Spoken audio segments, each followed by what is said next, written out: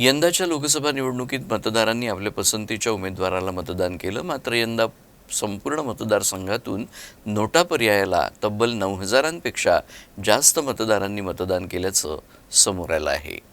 यवतमाळ वाशिम लोकसभा मतदारसंघात कुठल्या उमेदवाराला प्रथम आणि द्वितीय क्रमांकाची मतं मिळतात याकडे सर्वांचं लक्ष होतं.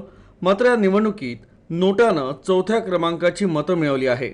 वाशिममध्ये 1,651, कारंजा इथं 1,331, राळेगाव इथं 1,598, यवतमाळ 1,572, दिग्रस 1,729, पुसद इथं 1,435, तर पोस्टल बॅलेटमध्ये 75 अशा एकूण 9,371 मतदान नोटांना पडलं आहे. तर चौथ्या क्रमांकाचं मतदान नोटानं घेतल्यानं राजकीय वर्तुळात चर्चा रंगली आहे.